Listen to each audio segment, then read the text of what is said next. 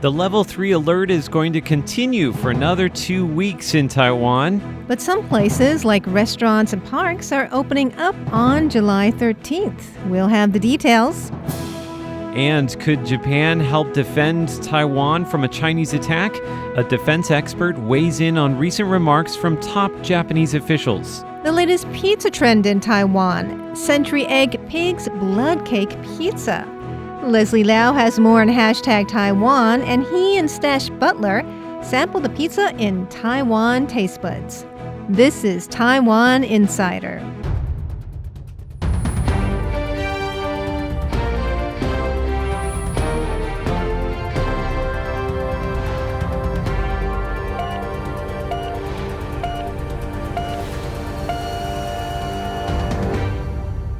We're going to start today's show with some good news and some bad news. Let's start with the bad news.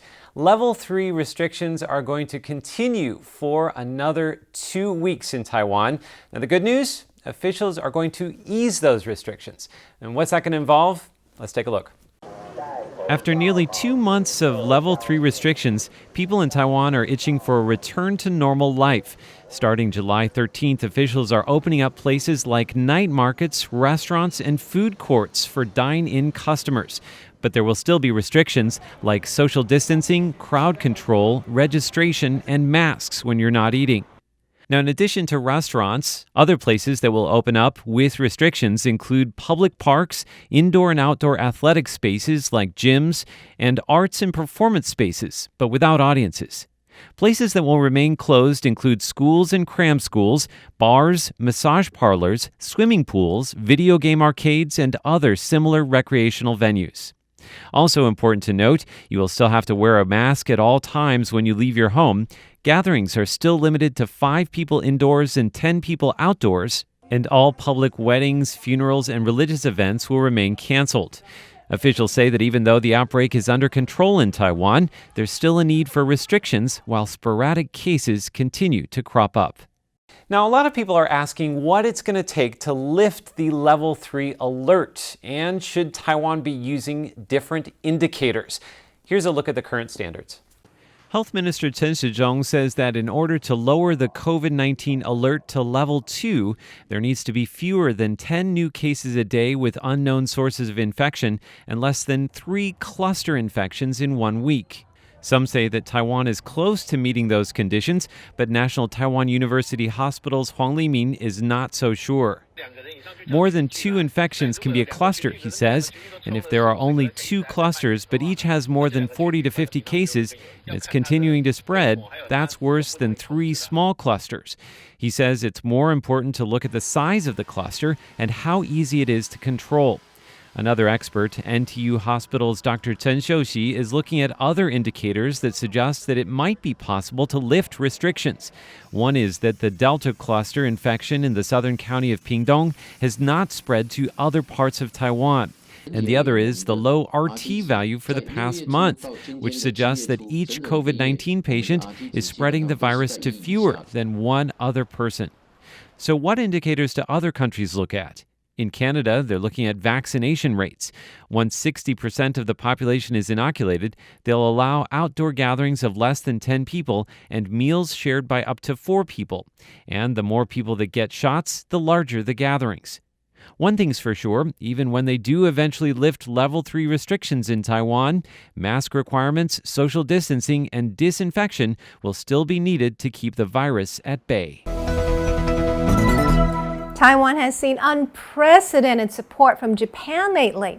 They've donated nearly 2.4 million AstraZeneca vaccines to Taiwan, and their Deputy Prime Minister, Taro Aso, said on Monday that Japan should join the U.S. in defending Taiwan in the case of a Chinese attack.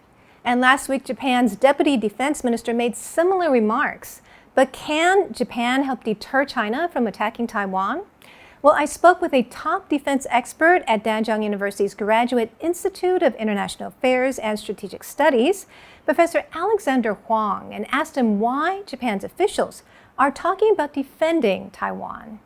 I think Japan has always maintained a quite focus on the situation surrounding Taiwan, because Taiwan is in the way of all Japan's sea lanes of communication for Japan's maritime-based imports. The reason more assertive actions by the People's Liberation Army of the People's Republic had raised the eyebrow and alert in Japan that China might take military actions against Taiwan, and that will definitely disturb Japan's economic supply line. But for his remarks on defending Taiwan, I would rather look at it from the angle that Japan urged the United States would focus more on Taiwan and would help Taiwan to defend itself. I do not believe that that remark would imply that Japan will use its self-defense force to be involved in any military conflict across the Taiwan Strait. There are some news reports saying that, a Chinese attack Taiwan would be a threat to Japan's security as well. So they could consider using their military forces to get involved. You don't think that's the case? Of course, an invasion on Taiwan by China would definitely threaten the Japanese national security as well as its sea lanes of communication. But that does not, necessarily involve Japanese force in the direct exchange of fire with the Chinese armed forces. The reason why is that Japan has a very conservative past, and the political and social fabric has not come to the stage to support a Japanese offensive actions outside of Japan. For that particular reason, that the Japanese, after many years of efforts by former Minister Shinzo Abe, that Japan can only participate under the name of Security Alliance to provide American forces logistic and other intelligence information support, but not necessarily get involved in war fighting. Do you think that the US and Japan coming together in this way will be a greater deterrent for Beijing to not attack Taiwan? The short answer is no. No? I do not believe that Beijing would be deterred by the language that from a deputy minister of defense in Japan. I would say that these kind of verbal expression would give a high alert to the people and war planners in Beijing, and would probably prompt even a higher nationalism within China. It may not bring anything good to the situation that has been already very tense in the Taiwan Strait. It might show some kind of policy direction, but it may not be helpful for the security and the stability in the region. Personally, I would say that if Japan can do more and speak less, that would be much better. So I'm also curious, what do you think of Xi Jinping's remarks on the 100th anniversary of the Chinese Communist Party? Do they seem more belligerent?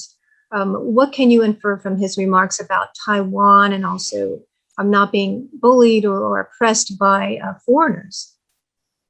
If we compare his speech to the General Secretary of the former Soviet Union Communist Party, I would say Xi Jinping had been very polite. He spoke for Really? only 72 minutes. But the theme of his speech on July 1, in the occasion of the centennial of the Chinese Communist Party, the theme is targeting a domestic audience. It's to celebrate their own party birthday. it was not a foreign policy speech, and it was not a Taiwan policy speech. We need to remember that there will be a Winter Olympics in February next year, and Xi Jinping will try to get reselected in the 20th Party's Congress in the fall next year. So China has many things at stake, and their plate is pretty much full as well. So I do not believe that Xi Jinping in any way in the July 1 speech tried to hint that that China is ready to fight a war against any foreign power. We also talk about if he thinks the U.S. will help defend Taiwan and much more in the interview. The whole interview will be up on Facebook and YouTube. Next up, #Taiwan. Pizza. Now, who doesn't love a good slice? I myself am a lover of pizza of all shapes and styles, from Chicago deep dish, New York pizza, square, round, triangular. Pizza's great. So you might be thinking, great, we're talking about pizza this week, so there's no way this can get controversial, right? Wrong! Taiwan has been known to get pretty creative with its pizza offerings, and I don't mean that in a good way. I mean that in a Taiwan has offered boba pizza, ramen pizza, and sticky rice dumpling pizza kind of way. In fact, Pizza Hut Taiwan offered 2 different types of sticky rice dumpling pizzas this past Dragon Boat Festival. We at Radio Taiwan International are no strangers to peculiar pizzas. After all, Andrew Ryan and Ellen Chu have performed taste tests on boba pizza, and they didn't exactly hate it. Aside from that, I've stayed away from talking about unusual pizza because I respect that it's a matter of personal preference. But let me tell you something, that's not happening today. Pizza Hut Taiwan, the mastermind behind those wackadoo flavors I just mentioned, have come out with their strangest flavor yet. And if I don't talk about it now, then I'll never get to talk about it again because pizza flavors don't get much weirder than this. This is pig blood cake. It's a blood pudding made from pork blood and sticky rice, and it's often served with peanut powder. This is a century egg. It's an egg that's been fermented for anywhere from weeks to months. They're black and they're quite pungent. This is cilantro, aka coriander. It's an herb commonly used in cooking, and it's a divisive ingredient because, as I've discussed in a past hashtag, some people think it tastes like soap. Pig blood rice cake and century eggs, in my experience, are acquired tastes. Cilantro not so much because it's more of a you either love it or you hate it kind of thing. But do you see where I'm going when I'm talking about 3 controversial ingredients and pizza at the same time? If you haven't figured it out, I'll give you a few seconds to piece it together. That's right, Pizza Hut Taiwan took those 3 ingredients and put them together on a pizza. And it went over as well online as you might think. Joe Zhu tweeted, "Oh my god, Taiwan introduced cilantro century egg pig blood rice cake pizza. I'm screaming." Everybody's screaming, Joe. Everybody's screaming. Real loud. How does it taste? Well, food lover and amateur comedian living in Taipei, Matan Shlomi, wrote a comprehensive review, and there's one excerpt that I think really sums it up. He says, "I ate this pizza, and I commend the chefs of Pizza Hut for bravely treading where everyone begged them not to. But sometimes the whole is less than the sum of its parts. Some things don't exist for a reason. Century egg does not go with blood cake in the night market, and it does not go well with it here. Apart, they are symbols, icons, avatars of acquired taste. Together, they are a gimmick, nothing more and nothing less." Not to be outdone, Stash and I made our own version of the pizza to try and see how it tastes. Why did we have to make it ourselves? Well, get this. The pizza is sold out nationwide. How did my and Stash's adventure pan out? Well, you're just gonna have to wait for the Taiwan Taste Bud segment to come out. Either way, I'm glad that this is over with, because pizza can't get much weirder than this, right? Chicken testicle pizza. That's it, I'm out of here.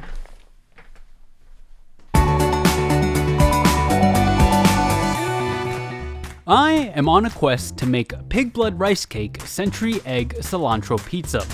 What on this green earth would compel me to concoct such an abomination, you ask? Well, Pizza Hut Taiwan released just that, and I wanted to find out what it tastes like. Here's the thing though, despite saying it's supposed to be available until mid-July while supplies last, the problem is supplies haven't lasted. The pizza is sold out countrywide. That got me to thinking, if it's so popular, then it has to be one banger of a pizza. So I set out to make my own. I called up Pizza Hut for a plain pizza. Got pig blood rice cake, cilantro, and century egg. You know where this one's going. Stash, bless his heart, is going to help me put this monstrosity together. We start off by washing our hands. Food safety is number one here.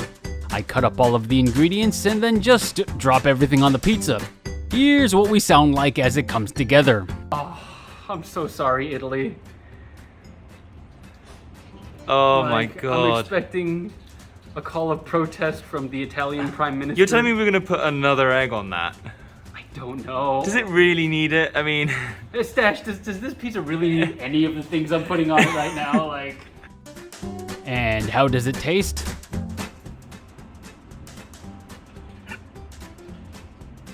How's that? There's a lot going on.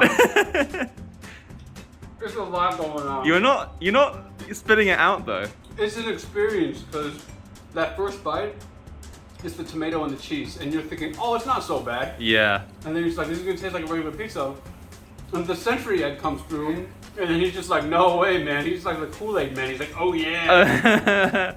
And the peanut powder on the pig blood Yeah. is sweet. You got the century egg and the sugar cuts in, the acidity from the tomato, the stretchiness from the cheese. I don't know, man. I don't know. Yeah, do I get like a bonus for doing this? Am we getting paid? Hey, if you get a bonus, I get a bonus, so I'm all for that. Okay, it's like jumping in a swimming pool. Okay, 3, 2, 1. Oh yeah, let it just work it through, man. Okay, yeah. The egg has this kind of sweetness as well. Do you know what I mean? You know what? That actually wasn't as bad as I thought it would be. And I don't say that lightly. Oh, look at this. It's still got the ooze from the century egg, like this kind of green liquid. Oh god. Okay, well I've cleared this slice of its offending component. Yeah, you got the rest of the pizza. Just am I allowed to have? Yeah, it? just Okay, fine. That's a relief. That's a relief. Well, the verdict's out on this one for me and Stash at least. We're sticking to pepperoni.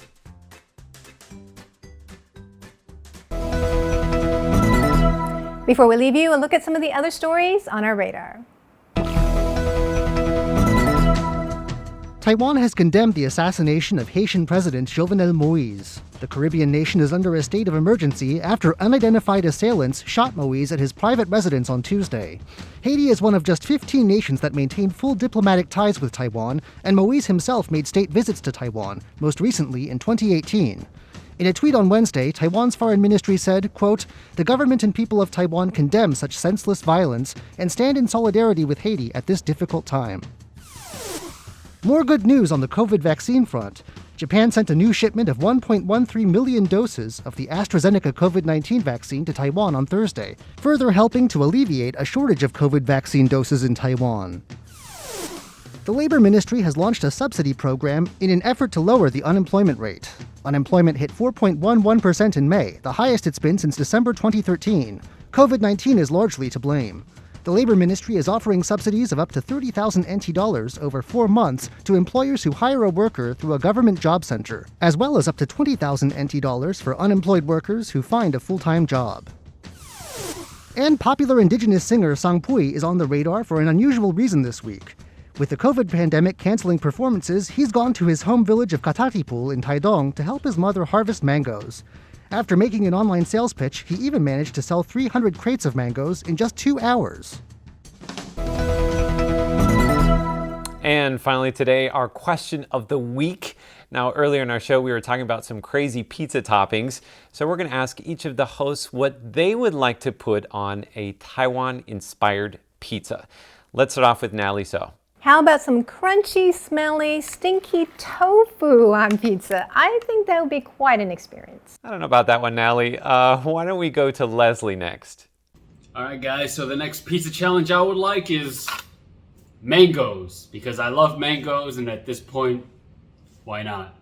All right, I was also thinking of fruit. Pomelo. Mine is a mid-autumn festival-inspired pizza. Probably wouldn't put any tomato sauce on it. I'm thinking maybe some yogurt, maybe a light goat cheese if we want to do cheese, and maybe a drizzle of roselle flour jam. So there you have it, some ideas for a Taiwan-inspired pizza. If any of those fast food pizza joints try those flavors, don't forget to, show us some love. For Taiwan Insider, I'm Andrew Ryan. I'm Natalie Tso. Keep up the great work, Taiwan. And I'm Leslie Liao, telling you to be responsible with your pizza. Be sure to connect with us on social media and leave a comment below. We would love to hear from you. See you next week.